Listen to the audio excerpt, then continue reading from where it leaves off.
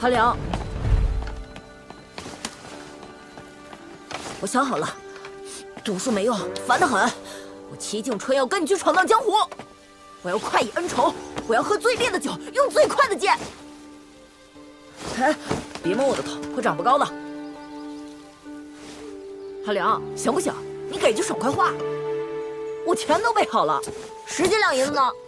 哎，去，毛也没长齐，净说些大话。啊，小齐呀！先生，您的耳朵做甚的？到底是谁打你打这么狠呢？那个姓左的。他呀，下手这么没轻没重的，是不是他讲道理讲不过你，恼羞成怒了？二师兄他倒愿意认输，可却故意说我读书再多，学问也超不过先生你，这不胡扯吗？先生你学问虽大，年纪也大呀，我年纪还小，总有一天会超越先生的。可他听不进去啊，非说要有本事，民间学问就大过先生，给我气的，趁他不注意飞起来就是一拳。虽然最后没打过他。君子动口不动手啊！君子当坐如师，立如棋，礼从仪，史从俗，牢牢记住。小齐啊，你终有一天会长大，变得稳重。只是不知道到那时，你的弟子，或是你看好的孩子，还有没有你现在这份坚韧？骨子里还有没有所谓的快意恩仇？爹，今天你要是留他一命，我就死给你看！陈平安，你知道，我一直都很欣赏你，但是对不起了。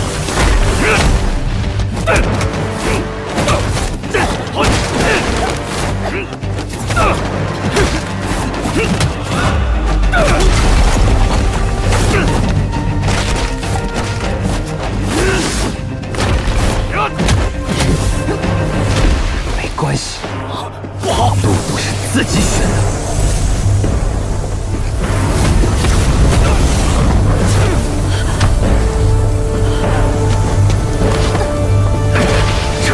这是剑气。不要！前来！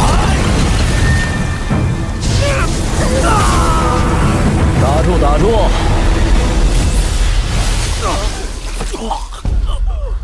太暴殄天物了！相亲相爱的一家人，打打杀杀多不好。你和你爹除了要把那颗英雄胆还有紫气书一并还我，还需要拿出你爹李家的符箓。但是这些只能救一个人，朱卢，你来选。恳请阿良前辈让朱卢离开，我愿以死谢罪，不用遭了前辈的刀。我说过，朱卢必须死。我求求你，放过他吧！你家孩子没有闯过祸，没有胡作非为过。鹿儿他不懂事，求你原谅他吧！我求求你！陈平安，鹿儿只是个孩子。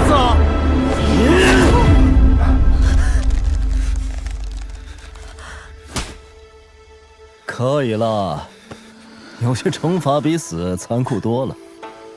你们走吧，我不想再见到你们。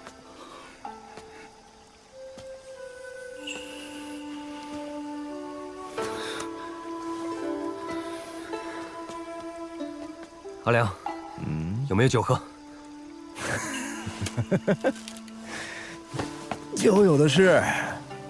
但我告诉你啊，伤心的时候千万不要喝酒，容易变成烂酒鬼。快意的时候喝酒，说不定就能成为酒仙。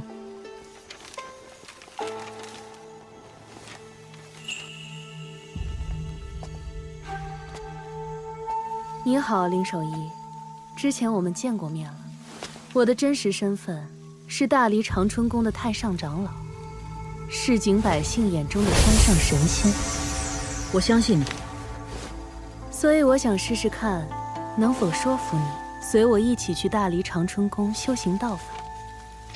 我爹说有高人引我入境，还说如果我不明不白死在外头，他不会帮我收尸，因为一个死人是不值得那些路费的。话是难听了点，可却是大实话。林守一，往前走出一步，你就算走上长生桥了。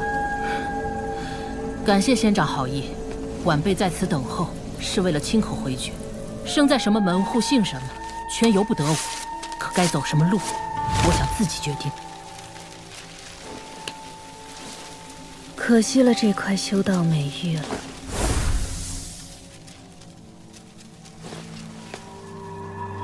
林守一，出事了！有鬼！陈平安，这一路走来，无论是齐墩山还是砍竹林，我试探过你很多次，如今是最后一次了。阿良，你莫非要走了？哎呀，当初在龙须溪边，如果你的性格不对我胃口，哪怕你是齐景春挑中的人，我也不会跟你唠叨，只会留给你一头驴子，拍拍屁股走人。至于你能不能熬到风雪庙未尽出关，关我屁事。反正早死晚死都是死。虽然不知道阿良你的用意，但我多少也琢磨出来，是不是我跟齐先生认识的缘故，你才会这么伤心？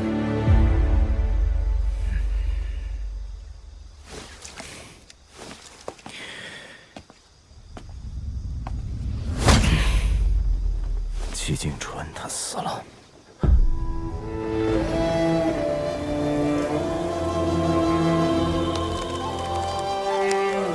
其实我猜到了，却始终不愿，也不敢相信，他可是齐先生。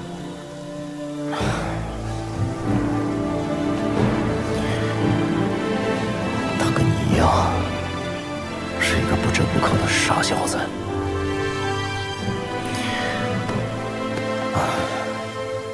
不是我阿良故意刁难你，这修行路上诱惑太多，恰好人心此物又脆如琉璃，经不起推敲。李怀的机缘，林守一的修道天赋，都可以换成钱，成为你陈平安的垫脚石。尤其是李宝平，多好的小姑娘，万一被自己信任的小师叔伤透了心，我阿良的心都快要碎了。既然齐景春选中了你，还不愿过多试探，那就由我替他来做，看看你陈平安值不值得千锤百炼，是不是块真金白银。阿良，你放心，我虽然喜欢钱，但只喜欢我双手挣来的。我是怕齐先生会失望，怕我护不住宝平他们。阿良，你现在觉得我怎么样？要是觉得我不行的话，这门差事就你最合适。哎呀，我阿良随心所欲惯了，不喜欢你的风格。你的那种迂腐，换成齐景春的说法叫正直。但是有些事情，又做得让我很痛快。对我阿良来说，路要自己走，人要自己做。你陈平安也该这样，不一定全部都像我，但是腰杆要够直，拳头要够硬。最重要的是，活得够久。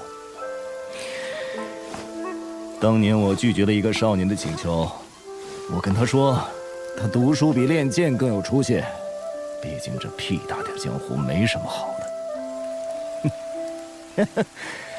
也就酒还行，但我现在觉得应该对你也说一句，相信我，你练剑比练拳更有出息。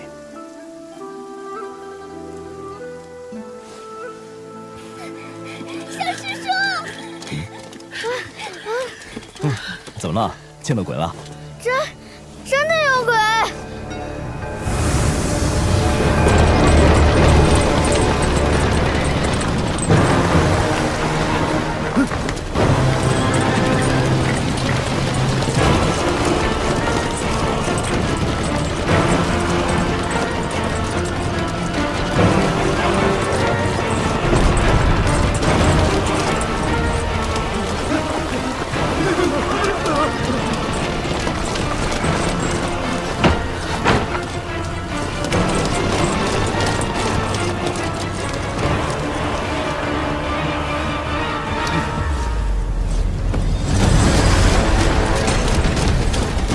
大人为何没有地剑，甚至连一丝剑气都感受不到？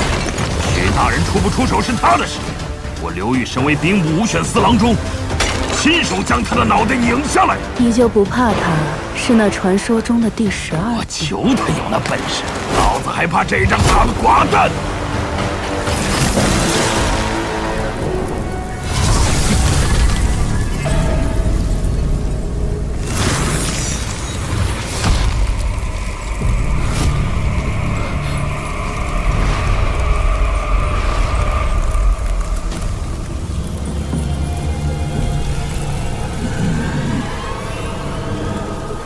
陈平安，他是你仇人啊！你别看我呀，看林少一，看陈平安，也不是，看阿良也行。啊，阿良！放了心吧，小王八蛋，这尊阴神修道有成，跟了你们一路，是有人专门派来接替我阿良，保护你大爷的！哎，这些孩子交给你，最少护送到大黎边境野夫关。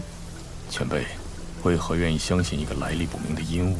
哎呀，你长得这么不近人情啊，一看就是面冷心热、侠义心肠。是因为像前辈吗？你说话挺逗啊。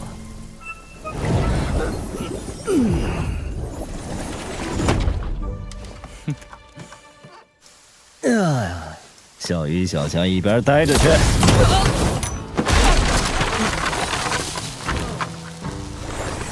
林怀，你是不是天天踩狗屎的？你才踩狗屎的，把那本断水大牙打开。全家都踩狗屎。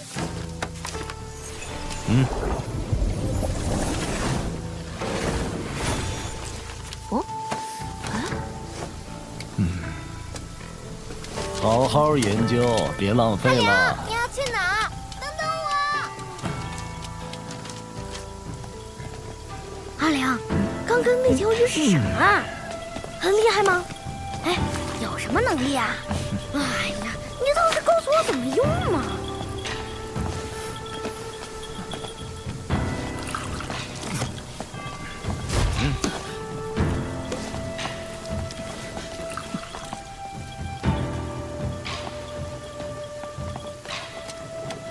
最后，毛驴谁要啊？阿良，你不会要死了吧？那你可要把你的宝贝灯留给我呀！这他滚你娘的！有多远滚多远。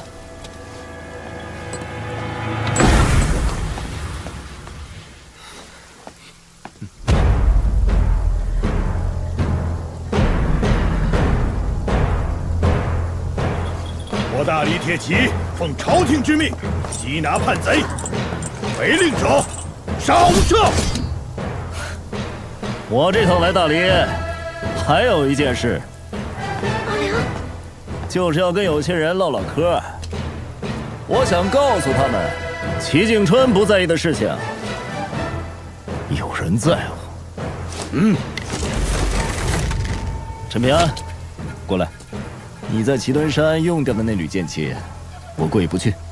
教你一门18庭的运气法子，就当补偿了。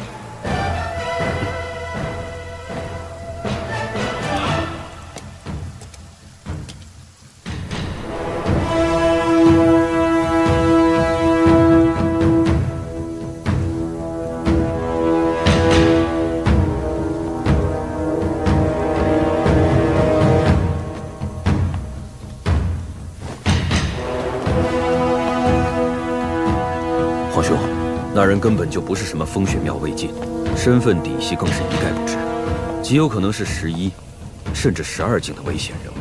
这次一定要闹这么大吗？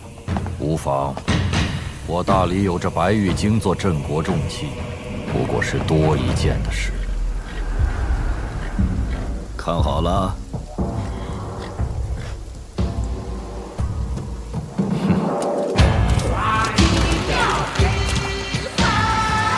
气若龙脉，取万山之祖令冲，此处为1庭。快过36关，至浮屠穴，此为2庭。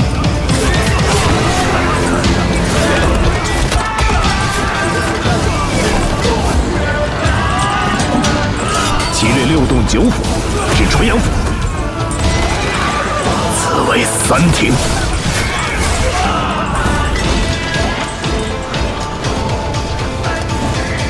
行经百脉，气贯灵台至玉液宫，此乃第4庭。绕行4至，经过百害之躯，至此神府，此为5庭。气降至胸前，聚于云门府，内外调和行云流水，兼益界弦，此为6庭。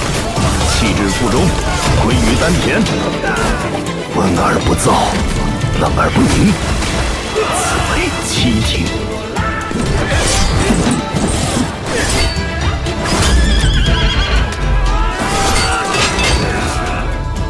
气至腰间，聚集于拳门，此附主深藏不露的拳眼，积聚剑气深厚而不显，带势而发，此为17庭。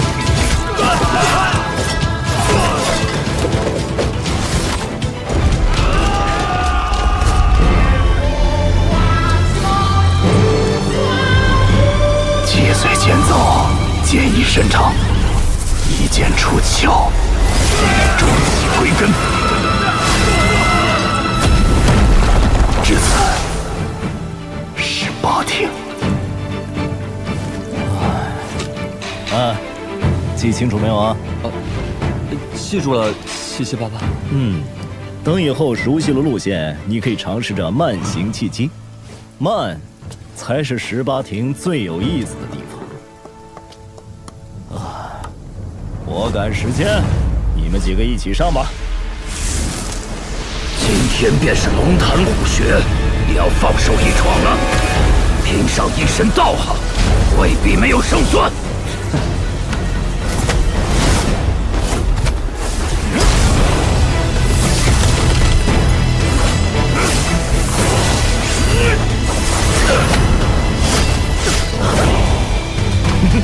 有点眼力，你长春宫的酒量没白喝。此等强敌，一生难遇，兵不死郎中刘裕，问传。仙人将文出灵虎过金龙，压得住吗你？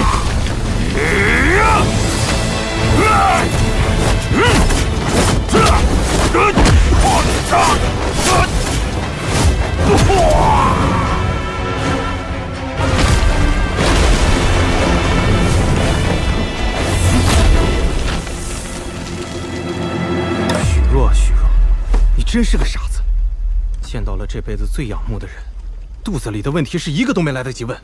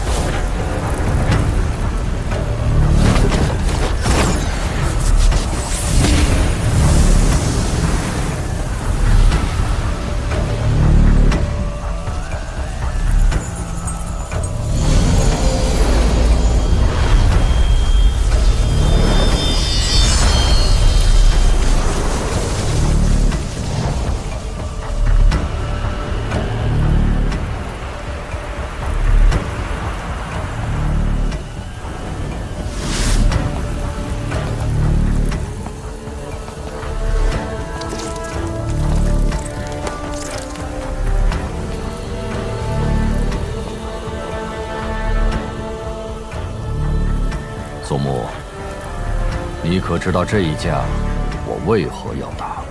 是因为母后要杀陈平安？离珠洞天的龙窑窑火旺盛，一个个本命祠被烧制而出，各方势力与大理买卖山头，划片分地，一代代金晶铜钱流入了大理国库。我大理宋氏经营离珠洞天数百年的收益，皆倾注于此。这白玉京是我大理最大的杀器。所以这场架必须要打。我大理要告诉整座东宝平州，若有山上神仙敢与大理作对，他就要先掂量后果。哟呵，这大理皇帝倒也有趣啊，厉害厉害。小宝平，这算是世间品相极好的养剑壶了，送你了。能不能借你那把侠刀降服一用啊？阿良，如果刀坏了，就不用还给我了，因为我跟你是朋友。这话暖心窝，我喜欢。放心好了。阿良，是不是还要干架？我帮你。帮你摇旗呐喊。哎呀，以前跟你们说我阿良有多强，剑术有多高，你们不信，还嫌我吹牛。你们呀，真是年少无知啊！我阿良这辈子就没吹过牛。护住他们！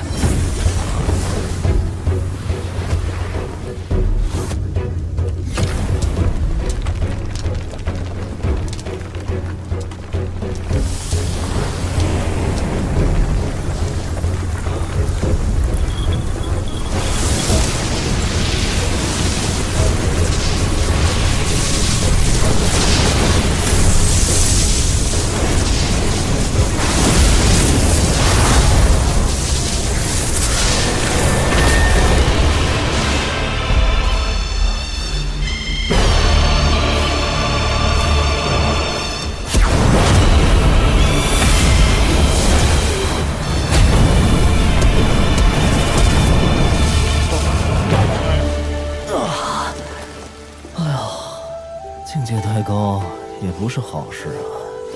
如今斗力一除，我的修为很快就要恢复啊！这人间怕是待不住了。阿良，我爹和我娘亲还有我姐都离开我了，有我不骂你就是了，你别走行不行？这一路鸡毛蒜皮的短暂相聚，临了感觉还不错。你们4个一定要记住，每一个强者的自由都要以弱者的自由作为边界。真正的强者，他们的对手是天地间无形的规矩，是世俗力量的强大惯性，是人皆有生老病死的铁律，从来不会因为践踏弱者而强大。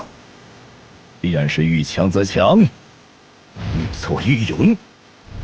比如阿良，打完这波大礼就要去别的地方，打遍那些个最强者。阿良前辈，我一定会好好修行的。陈平，小小年纪，心思怎么这么重啊？这可不好，你是翩翩少年郎啊！哎，来，给我笑一个。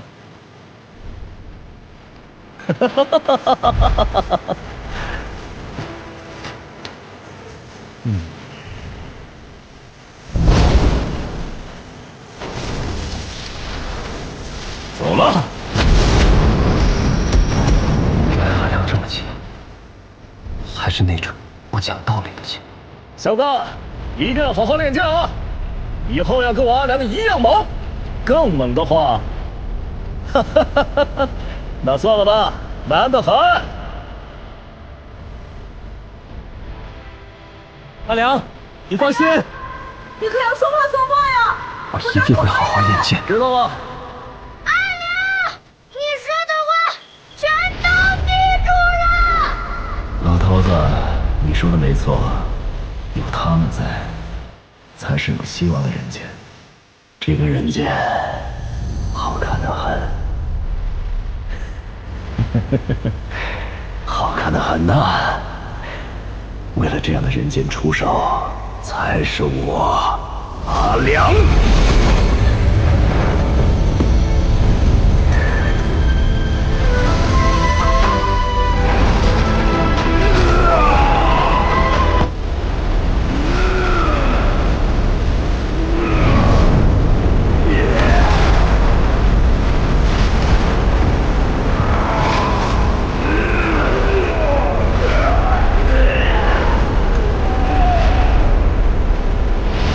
白玉京在此，13境之下，皆可杀。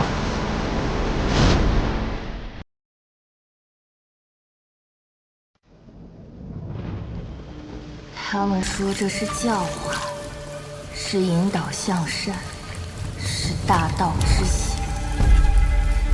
一群自命不凡的老不死，用他们那套陈腐的规矩，像塑造泥偶一样塑造。他们让我诵读那些他们自己都未必明白的经历，要我压抑心中所有的情绪，磨平我全部的棱角，变成一个所谓的人。一个符合他们三教理想的人，凭什么？就因我身为异类，因我血脉里带着不属于这个人间的东西，都是狗屁！什么狗屁教化，狗屁大道，全都是用来粉饰他们想掌控一切的野心。孽障，放！够了！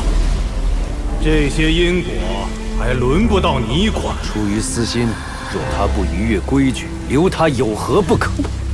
这世间不该只有以强凌弱这一种道理。他跟那些人不一样，但我也不懂他，因为他，我才选择变成这样一个不伦不类的存在。陆老、栾巨子，准备的如何？目前白玉京的12楼飞剑，皆已关联整个大理气运。若是同时祭出，恐怕20年内都难再驱使。木儿，你随陆先生学习望气之术有一段时间了，能否探知那人的境界？感知还很模糊。陛下有些心急了，堪舆之学岂能一蹴而就？何况那人刻意隐藏修为，宋穆有所感知，已是出类拔萃。天赋远超同辈翘楚了。我儿子嘛，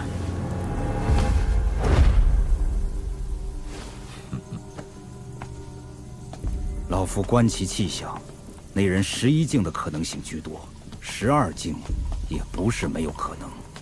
陆先生，眼下白玉京尚未建出第13楼，如果对方是第13境修士，该如何应对？13境，你只需知晓，那11境的风雪庙阮氏在宝平州已是极光片羽，而那13境的仙人，即便是在天下最大的中土神州，亦是凤毛麟角的存在。更何况上5境中最后2境早已失传，故而13境就是天底下最大的传说了。一旦跻身此境，就会被天道察觉，被迫飞升，故而得名飞升境。至于飞升何处，肉体魂魄如何，老夫就不曾知晓了。可万一真是13境呢？万一真被你小子乌鸦嘴说中了，也无妨。我大黎不正是靠着将那些万一逐个打破碾碎，才从卢氏王朝的附庸走到了今天？这些道理，宋豫章应该早点教给你的，只不过他不敢罢了。你娘亲看好你弟弟，不过我更看好你，否则你也活不过那年雨夜。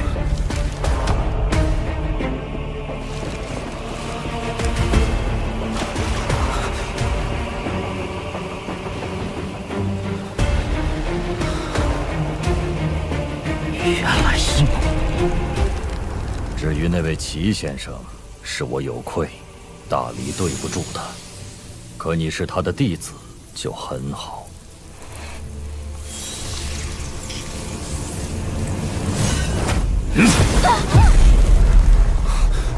你这小毛贼，偷我大黎龙气倒是一点也不客气，可别只进不出，否则长春宫的水井就是你的新家。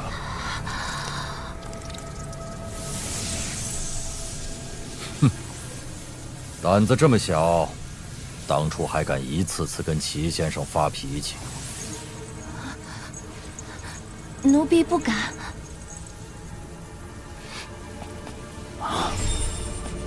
来了！面对围剿，不是逃跑，而是杀向京城。宋穆，该你出手了。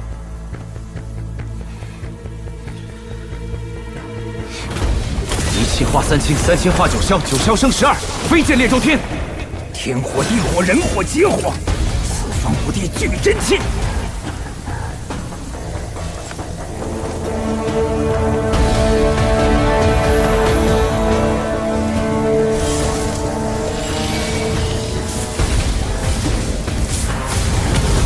离火断魄，照肝胆；潭水洗剑，敌神魂。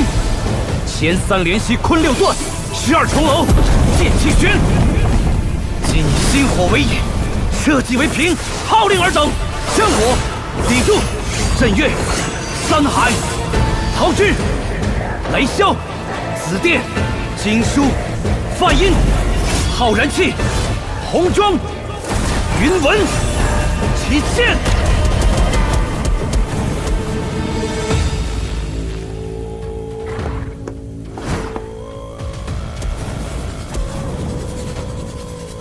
坐镇大离山河气运的12正神，我宋墨奉大离皇帝敕令，命你们结剑。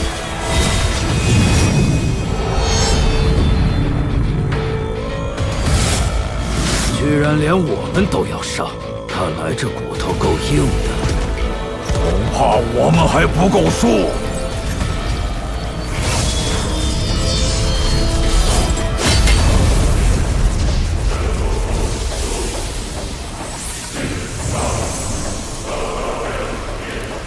东岳奉旨领剑，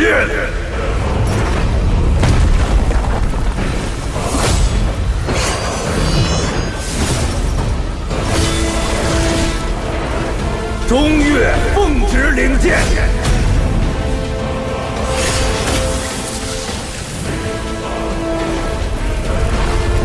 西岳奉旨领剑。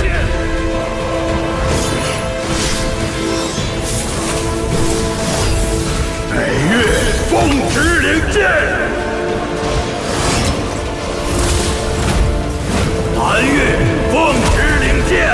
这可是立功的大好机会，绝不能让这贼人闯入京城。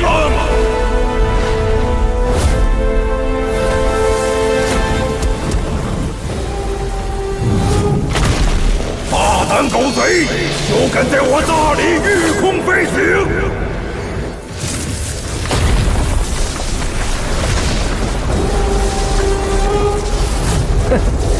来势汹汹啊！我是找大理皇帝，识趣的就滚吧！有大理12正神在此，休想越过京城半步！你们已经被我包围了！狗贼，走吧，败给我不丢人。我大理东岳正神有不战之理。又是个呆子，给你机会你不中用了，直接躺下不好？看个门儿，玩什么命啊？怎么会？东岳正神的金身还有飞剑，就被击碎了。这不可能！行百里者半九十。再来！西岳听令！大理如此欢迎我阿良，这剑再不出，有点说不过去了。呼，不对，是刀。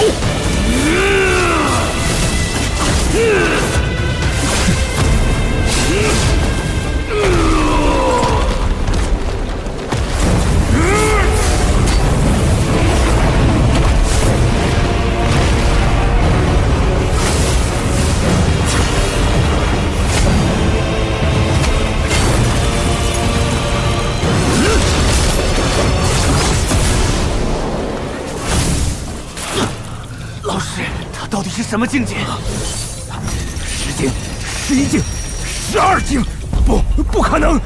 他已经是12境巅峰了。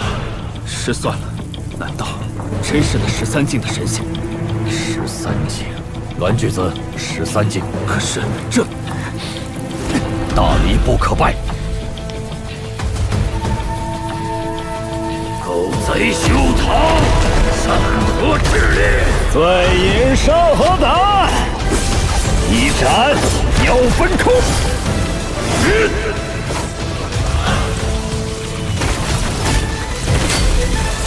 气，烈云崖，猛字贯长虹。来，还有哪个不怕死的？剑锋为笔墨。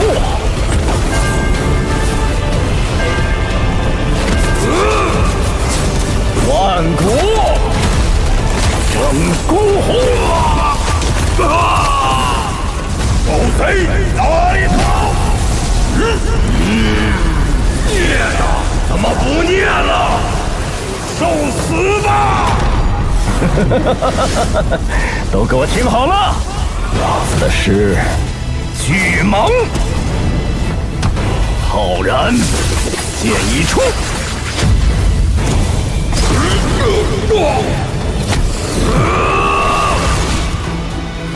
扫尽不平路。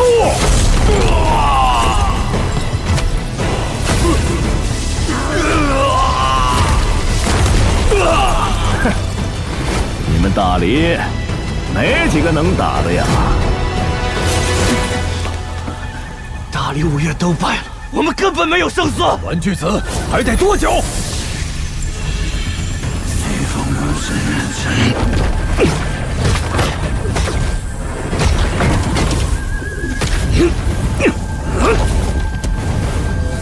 陛下，墨儿，起身祭剑吧。13境居然有13级，原来我就是解决那个万一的代价。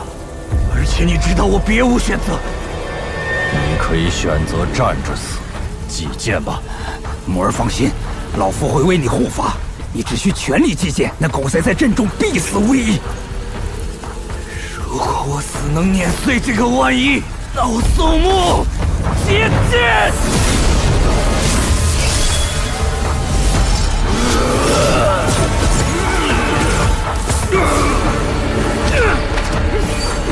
一剑！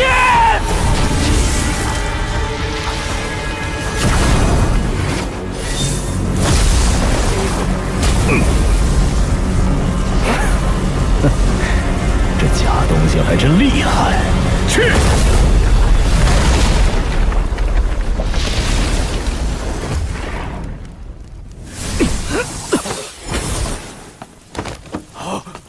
公子，你怎么样？愚蠢之极，解决掉了吗？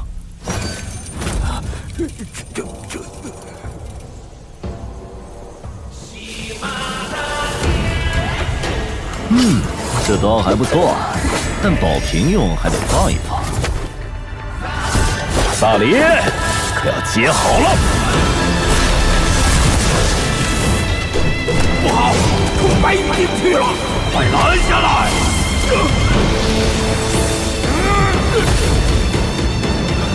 都给他让开吧！不可！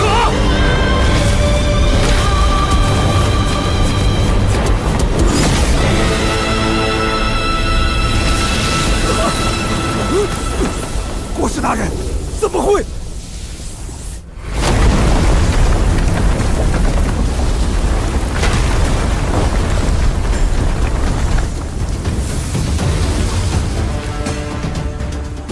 大的老的都快滚出来，老子赶时间！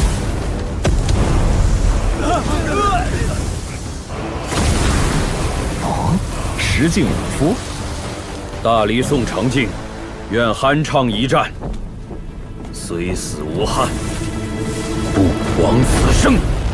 不错。喂，里头的5个，哪个是大理皇帝？还不快出来磕头认错！我数到10，1。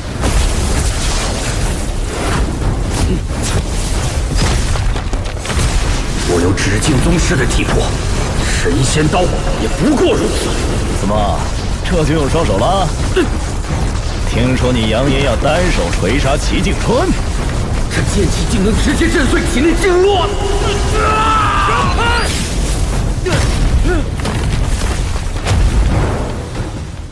墨家雷甲。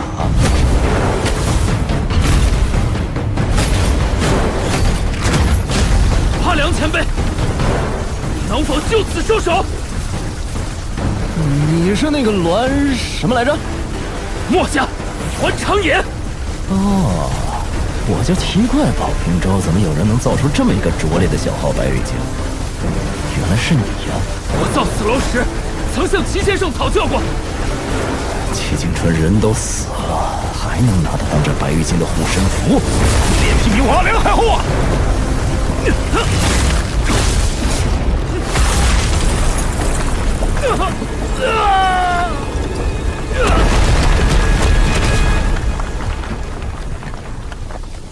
我跟前辈没法比。齐先生说起前辈时，也是前辈此时的表情。别以为你这缓兵之计我看不穿，我若再劈一刀，齐景春为大黎国运带来的裨益，我会全部收回来。多有得罪，大黎宋正纯见过阿良前辈。你就是大黎皇帝？行了，身为帝王还敢偷摸机身炼器，是实境修为，胆子不小。伸出头来，让我砍一刀。好，我死后只求前辈不要为难大黎。跟我谈条件？还没睡醒吗？陛下，胡说！阿良，不可以杀他。崔禅，你这个不争气的王八蛋，还有脸来见我？真当我阿良不敢把你一刀砍死？阿良，是你当年亲口说的，我崔禅可以走自己的路。任何人在追求一件事情的时候，都会付出代价。但是阿良，齐景春后半生的心血都在大理。你放屁！人都没了，还有脸跟我说这个？我说的是事实。齐景春真的希望大黎能够走出一条不一样的路来，哪怕到最后他只有失望，你也不能否认齐景春选中的人依旧是大黎龙泉县的孩子。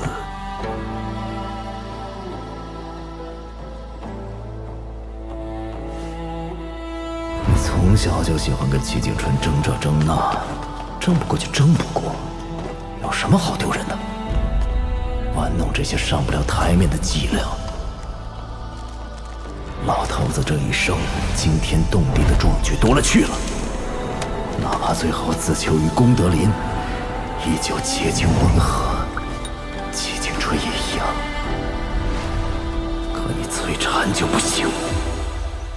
先生一向器重齐景春。放屁！你崔禅就是太聪明了，心比天高，哪里想得到最后齐景春都能跟那些老王八蛋打得惊天地泣鬼神，你崔禅却沦落到不人不鬼不神不仙的下场，咎由自取啊！所以不为我也为齐景春。阿良，请你就此收手。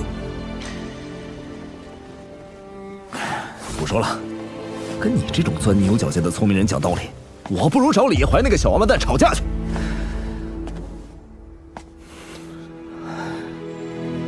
我最后一次见到老头子，他说你所追求的学问其实不错，但是做的不对。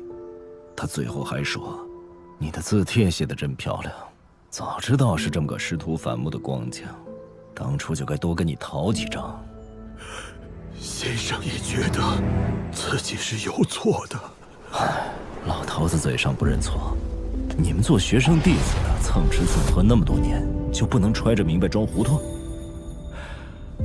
老头子的通天本事和为难之处，别人不知道，你崔禅还不知道？先生错了，先生的错，先生错了。大黎皇帝，算你运气好。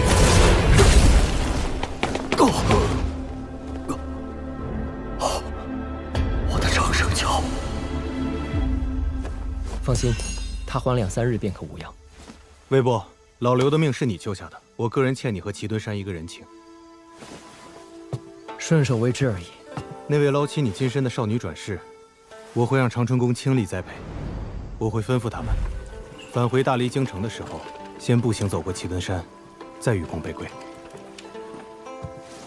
无以回报，只能再谢你一次了。那么多次轮回转世，早就不是他了。你为此耽搁了那么多年正道金身，如今还不愿意放下吗？既然拿得起，就没有放得下的道理。我不懂。我有一事很好奇，你身为京城守门人，先前为何不完整递出一剑，对付那个刀客阿辽？刀客，他可不是什么刀客，向他问剑我还差得远。我年少时之所以选择剑修这条路，就是因为他。你们宝平州是个与世隔绝的小地方，但你应该听说过，当年3死之争，有人仗剑硬闯2座儒教学宫，那人之后去往剑气长城，砥砺剑道100年，更是在那场决定人妖2族命运的13之争中，以一己之力扭转乾坤。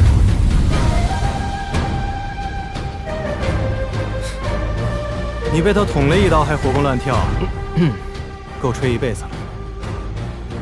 圣人天地，规矩世人，此处人间不可久留。知道了，知道了。别给脸不要脸！当初你干的破事儿还不够吗？催你娘的催！有本事下来打我呀！来啊！这把刀帮我还给那个叫李宝平的小姑娘，她是我朋友，记得客气点儿。没问题。将来小宝平策马饮酒，退刀别葫芦。你们人间有眼福喽！再敢对那群孩子动手，我阿良就算是破开天幕重回人间，也要让你们大理亡国！记住了。来，天上的告诉我，是佛法远还是道法高呀？到底是谁的本事大，拳头更硬？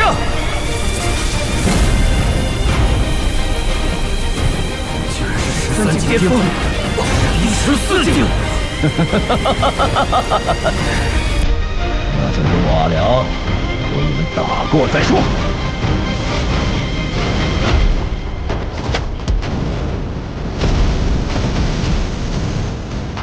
你总喜欢跟蝼蚁讲道理，这家伙就跟你不一样。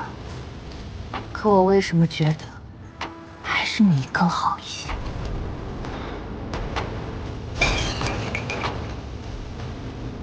他可是阿良，天底下最潇洒的剑客。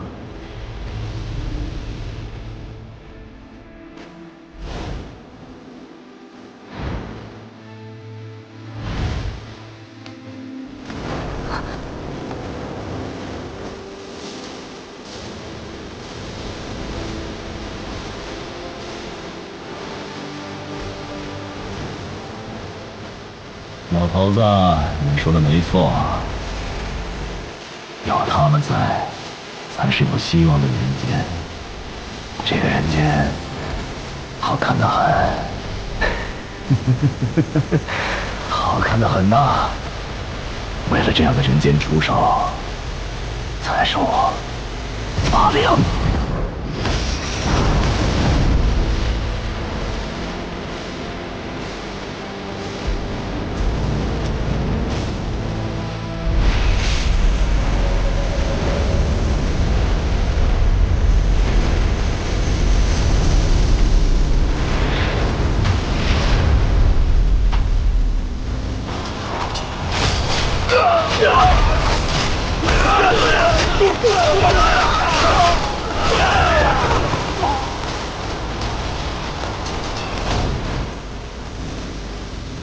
老大见仙，这是我阿良送剑气长城的大礼，务必收下。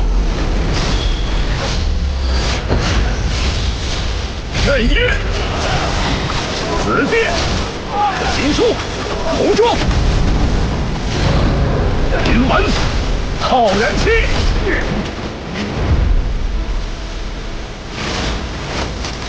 哼哼，诸位起见。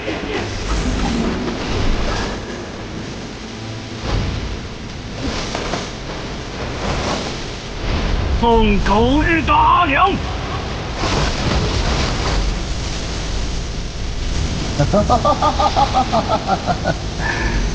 都给我等着！豪杰捉贼，剑修杀妖，随我一起干他！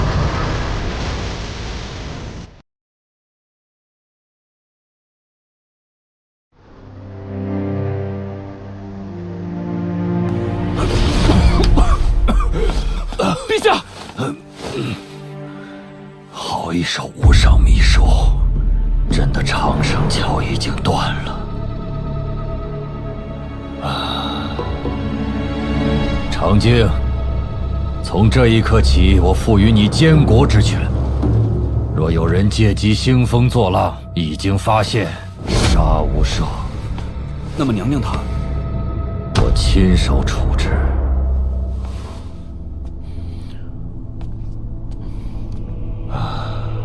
如今的白玉镜，想要斩杀上武境的修士，则是痴人说梦。说不定阿良出现的这么巧合，都是有人暗中传递了消息。除此百家中，肯定有人不希望大黎顺风顺水，吞并整座宝平州。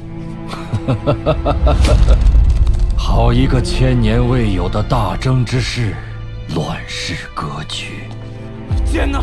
我的剑呢？不是还剩下6把飞剑吗？为什么一点也感知不到了？6把飞剑已经被那个阿良全部抢走了。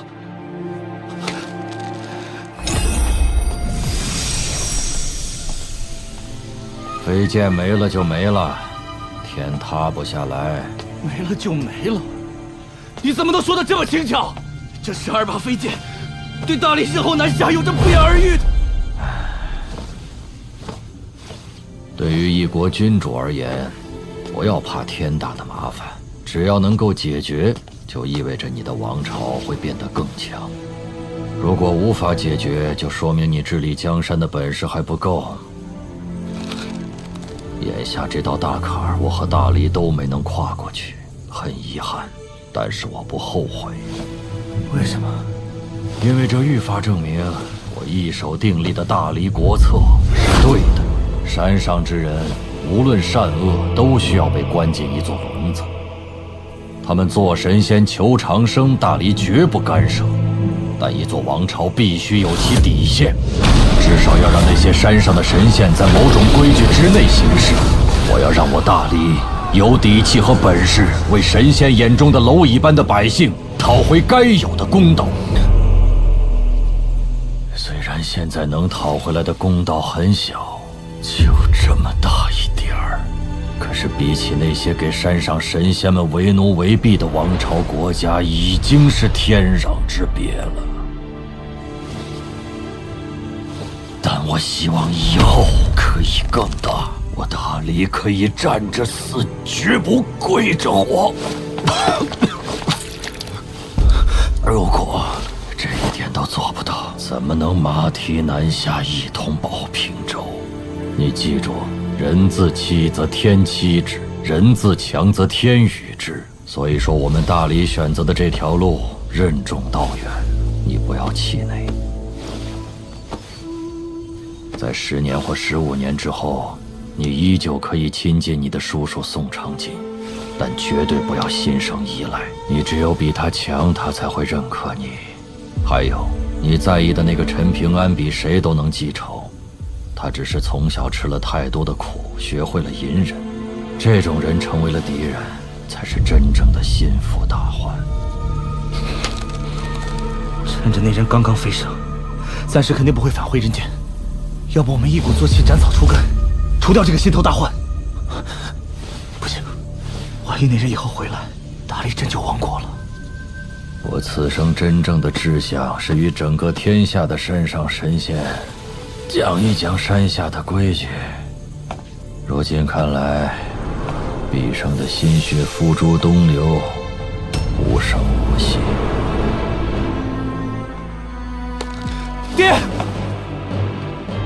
千里之行，始于足下。以后3餐要准时吃。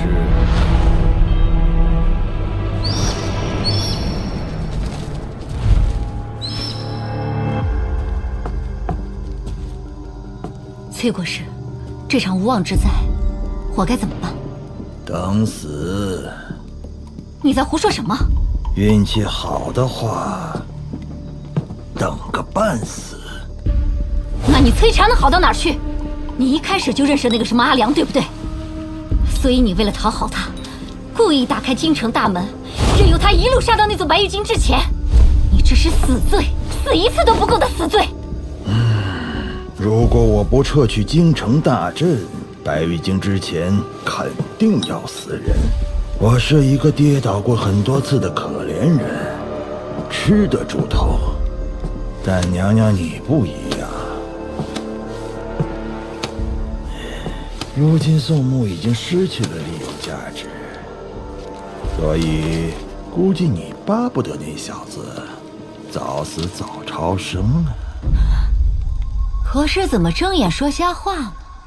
那把原本用来坐镇白玉京13楼的飞剑符箓，被赠予了你的心腹大将，有望跻身上武境的杨花。但陛下又下谕旨敕令，让他走上了江水神明的长生断桥不归路，怀璧其罪。等于断了娘娘你的左膀右臂。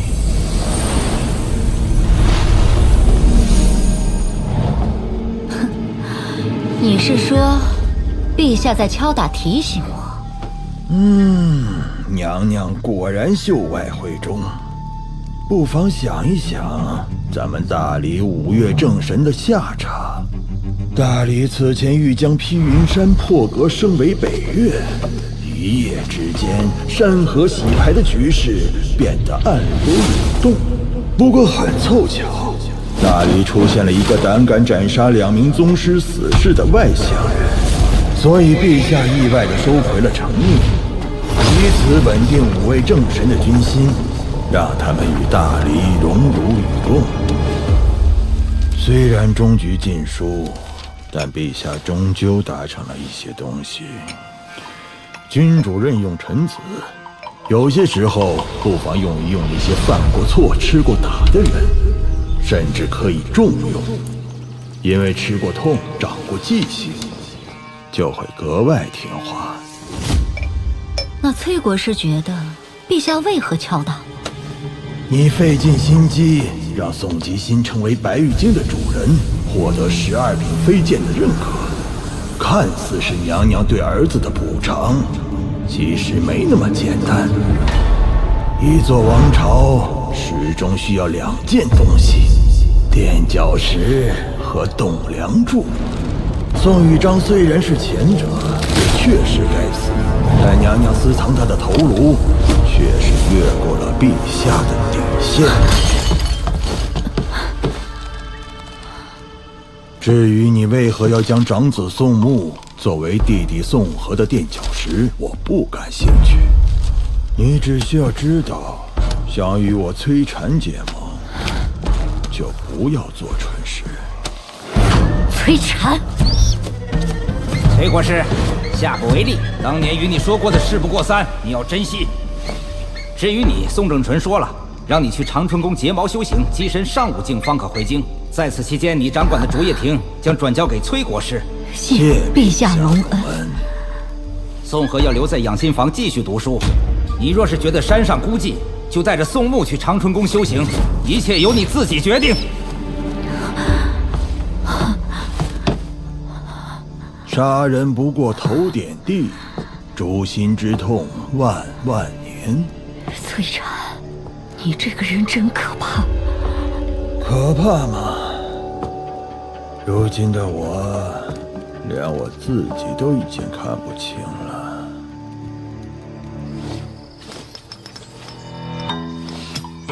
今天在学塾读书多不多呀？少说点风凉话。看来你们先生切断了你与崔禅之间的神魂联系，是个不错的选择。我的神魂被困在这具躯体中也就算了，还必须天天认错念书，我就不该来这破地方，还动天伏地的。他娘的，这地方根本就是我摧残的倒霉地。不错，总算是有了点少年模样。不错个屁呀！天天罚我读那几本破烂书，还要我给那个姓陈的当学生。哎，我跟他陈平安能学什么呀？烧菜烧炭呢？不是老头子你咋想的呀？你要是敢出现，我这次保证骂你是狗血淋头。少年侠气，英雄胆色。那我可没指名道姓，这还能听到？那可说不定。毕竟你曾经是他的首徒，感情深呐。不可能，不可能！哎，有人又要读书喽！是不是你故意泄密，将我的话传给了老头子？没你这么欺负人的！我就不读，我怎么都不会读。天地有正气，杂然不流行。下则为和月，上则为日星。一定要这么记仇吗？当然。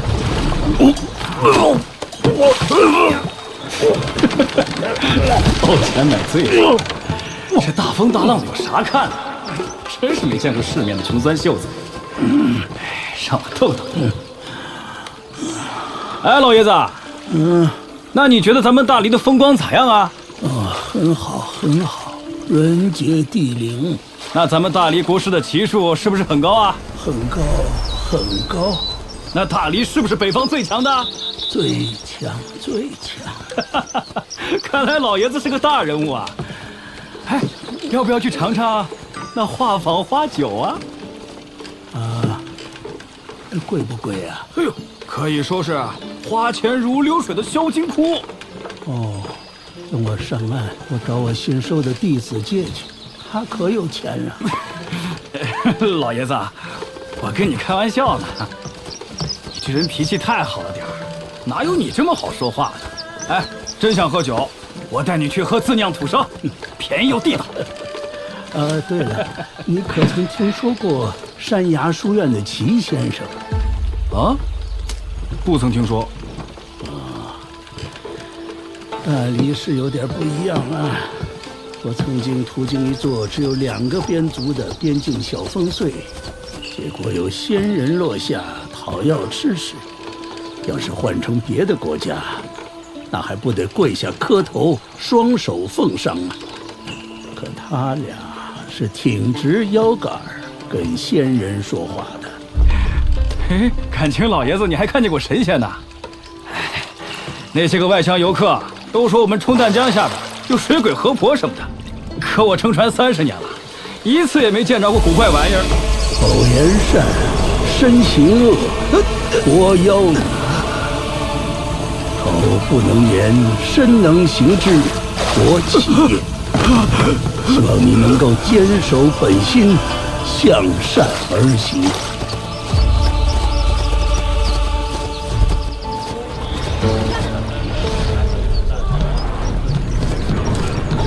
哇，这边更好看！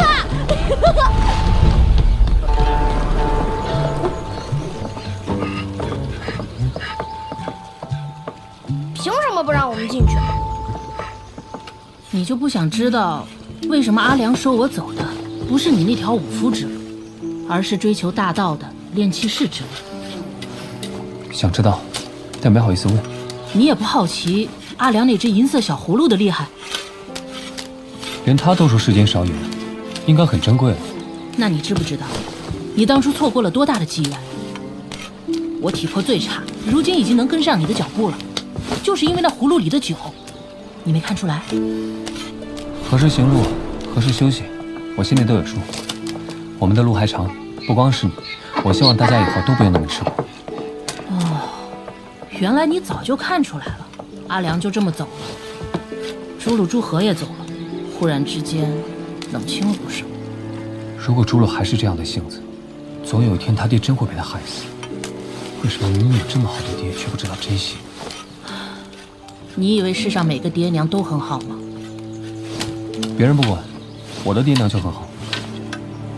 不过天底下的父母不是简简单单一句天下父母心可以一概而论的。陈平安，你可不敢分心啊，下刀慢一点。我尽力，以后你也能像阿良那样飞来飞去，不牢固一点，怕是背不了几天。找死！敢欺负我家少爷！我家小白根本就没有碰他。陈平安，先别哭，具体怎么回事？你们家贱畜伤到我儿子了，怎么回事？刘怀，是我没管好小白，对不起啊。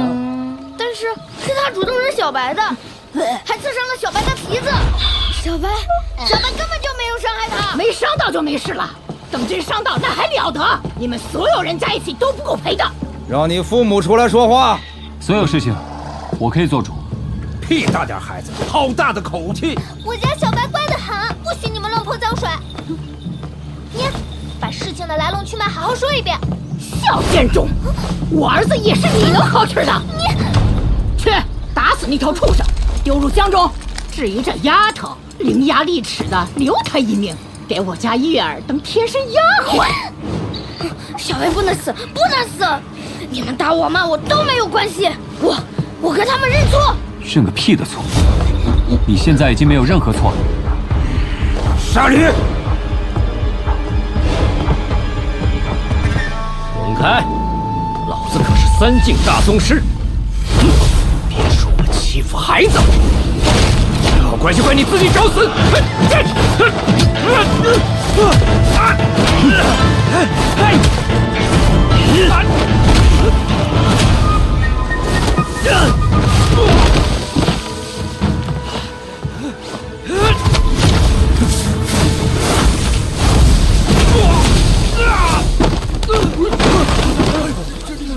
匪人庶子，丧心病狂啊！马景素，你快点亮出你官家身份呐！给我弄死这个贱种！你放肆！本官是这条绣花江尽头的宛平县令，我要治你的重罪，让你吃牢饭！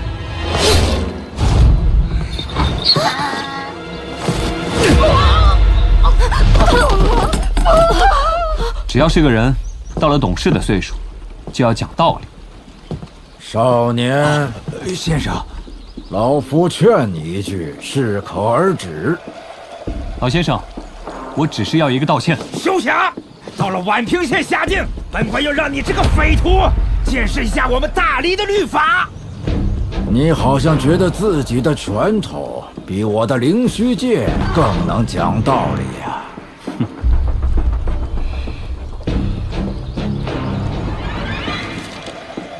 那咱们的道理不太一样。灵虚剑，出！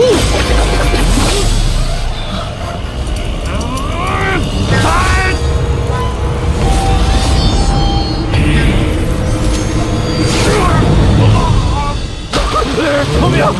救命！我不会游泳。王先生，你活了这么大一把年纪，道理都学到狗身上去了吗？我错了，我错了，是本官错了，少侠饶命啊！对不起，陈平安。你该说的对不起早就说了。我们今后去大隋的路上，还是像今天这样，不惹麻烦。但麻烦找上门了，绝对别怕麻烦。做不做得到，刘汉？我可以的。陈平安，你打架好生猛啊！要不然以后我也叫你小师叔吧。以后再说。如果以后真遇上了拼命也打不过的对手，那就赶紧认错认怂，不丢人。活着比什么都要紧。小师叔这件事不行的。我觉得可以行。我反正听未来小师叔的。小师叔，簪子，你头上的簪子不见了。上船之前明明还在的。簪子就这么没了，不找找？估计是有人拿走呢。没关系，上面那8个字才是真正的道理，我已经记在心里了。等我以后给自己做一只，刻上一样的字。善。能否殊途同归？走走再看。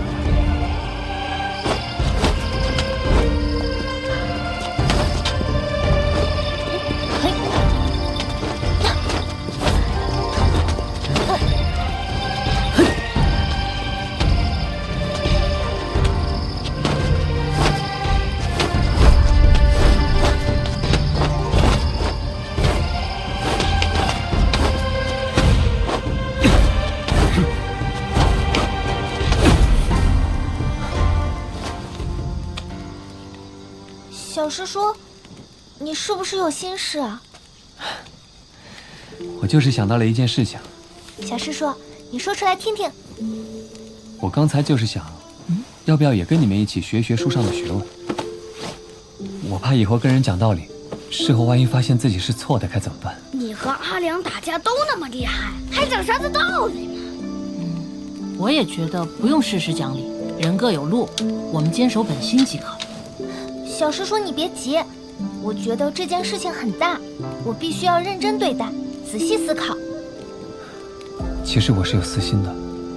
每当我与人对敌的时候，只要觉得自己的道理是对的，那么我心底就像有人不断在告诉我，你这次出拳会很快，而且我下一次出拳一定可以更快。不管是谁站在我面前，我陈平安都可以出这拳。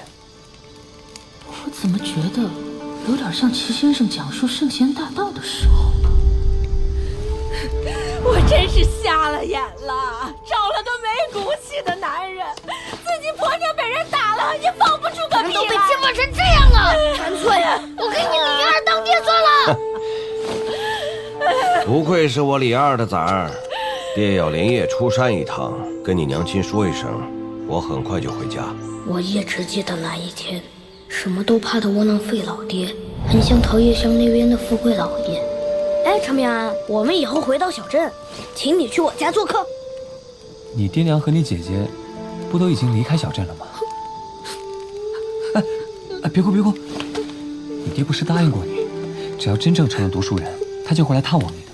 可是我一读书就喜欢偷懒犯困，我怕我当不了读书人，爹娘就再也不要我了。别胡说，你爹娘如果不心疼你，还会送你去学书念书吗？可是我家穷，买不起牛。你现在还穷？那本断水大牙也值10两银子呢。我还有头驴呢。小师叔，你的问题道理的对错，我想明白一点点了，要不要听听看？我要讲仁义道德、乡俗规矩、王朝律法，分别对应君子贤人、市井百姓、违禁坏人。君子贤人，读书越多，道理越大。但是道德一物过于高虚，终究只能律己。一般百姓只需遵守乡俗规矩即可，而王朝律法则是用来约束坏人的一条准绳，而且是最低的那根绳子。那是法家，法必从如来。天下人间各有各的规矩，相安无事，世道清明，天下太平。君王垂拱而治，从而圣人死，大道直。这又是道家。一法通万法通，天底下最根本的道理必然是一致的。阿良也说过，世间道理无精深而气博杂，需要自己找到那个因。